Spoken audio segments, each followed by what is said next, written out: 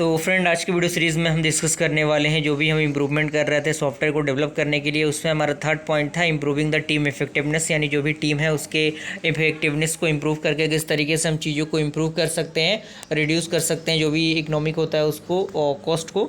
तो इसमें पहला पॉइंट कह रहा है कि Kokomo model suggests that the combination effect of the personal skill and experience have an impact on productivity such as much as a factor of from the over unskilled professionals। यानी जो basically Kokomo होता है, Kokomo एक term है जो कि अगर आपने सॉफ्टवेयर इंजीनियरिंग पढ़ा होगा तो कोकोमो के बारे में आपने अच्छी तरीके से पढ़ा होगा। और कहीं ना कहीं जो भी अनस्किल्ड चीज़ें होती हैं, जो भी अनस्किल्ड प्रोफेशनल्स होते हैं, उनको कहीं ना कहीं स्किल प्रोवाइड किया जाता है क्योंकि वो चीज़ें प्रोवाइड कर सकें, यानी सॉफ्टवेयर को अच्छी तरीके से डेवलप कर सकें। क्योंकि अगर विदाउट एक्सपीरियंस पर्सन को अगर सॉफ्टवेयर डेवलपमेंट करने के लिए दिया जाए तो कहीं ना कहीं वो टाइम टेकिंग हो जाएगा और वो कहीं ना कहीं सॉफ्टवेयर के इम्पैक्ट में थोड़ा सा प्रभाव डालेगा। अगला पॉइंट कह रहा है कि the goal of software development team should to characteristics, one is the balance and another one is the coverage. यानी जो गोल होता है सॉफ्टवेयर डेवलपमेंट टीम का, उनके पास दो कैरेक्टरिस्टिक्स होती हैं, पहला होता है बैलेंस, दूसरा होता है आपका coverage. When ever a team is in out of balance it is helpless. यानी जब कभी आपका जो टीम होगा वो आउट ऑफ बैलेंस होगा तो वो कहीं ना कहीं हेल्पलेस होगा वो चीज़ें। अब team work is much more important than the sum of the individuals. यानी कहीं ना कहीं अगर टीम में कोई चीज़ें होती हैं तो कहीं ना कहीं वो फ़ायदेमंद होगा अगर कोई भी व्यक्ति किसी काम को इंडिविजुअल करे, या फिर अगर वो चीज़ें एक टीम के माध्यम से हो तो कहीं ना कहीं थोड़ा सा फ़र्क हो जाएगा वहाँ पे। And it is the responsibility of the project manager to keep the task of his team. Okay, तो कहीं ना कहीं जो भी प्रोजेक्ट डेवलप करना होता है तो एक टीम के माध्यम से सारी चीज़ें डेवलप की जाती हैं। ऐसा नहीं कि कोई एक पर्सन सारे प्रोजेक्ट को डेवलप कर दे। ओके, अगला पॉइंट कह रहा है कि sum rule of the team management include the following. यानी कुछ रूल्स होते हैं जिनका ध्यान में रखना ज़रूरी होता है। पहला है कि well manage project can succeed with a nominal engineering team. यानी जो वेल मैनेज्ड प्रोजेक्ट हो सकते हैं वो सक्सेस हो सकते हैं किसके मदद से, जो भी नॉमिनल इंजीनियरिंग टीम होते हैं उनके मदद से। एंड अगला पॉइंट कह रहा है कि mismanage project will almost never succeeded even with an expert team of engineer. यानी जो मिस मैनेज्ड प्रोजेक्ट होंगे वो कहीं ना कहीं सक्सेस कभी नहीं होंगे जब तक उनके पास एक एक्सपर्ट नहीं रहेंगे, जो भी इंजीनियरिंग फील्ड के एक्सपर्ट हैं। टीम अगर उनके पास एक बेहतरीन नहीं रहेगा तब तक।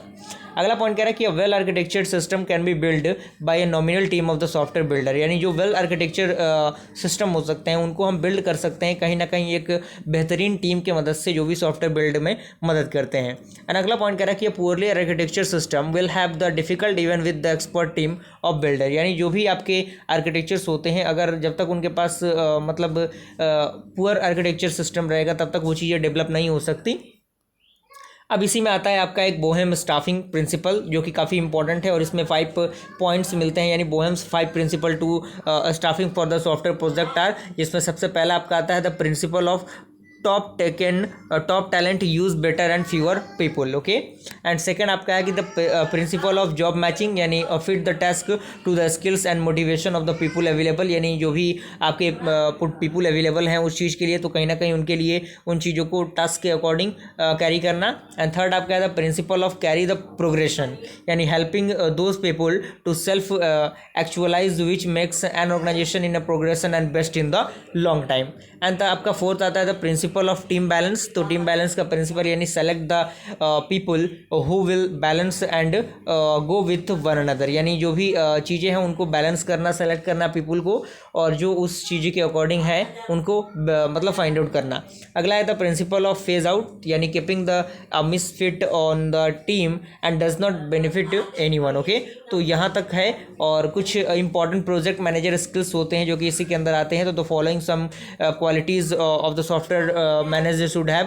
पहला आपका आता है हायरिंग स्किल, यानी जो भी हायरिंग का प्रोसीजर है वो उनके अंदर होना चाहिए, हायरिंग का पूरा प्रोसीजर। एंड सेकंड आपका आता है कस्टमर इंटरफेस स्किल। तो कस्टमर इंटरफेस स्किल के बारे में भी कुछ पॉइंट्स आपको मिल रहे होंगे, आप इनको लिख लीजिएगा क्योंकि मैं नहीं चाहता कि वीडियो काफ़ी लंबा हो और काफ़ी कम समय में चीज़ें अच्छी तरीके से आपको प्रोवाइड की जाए।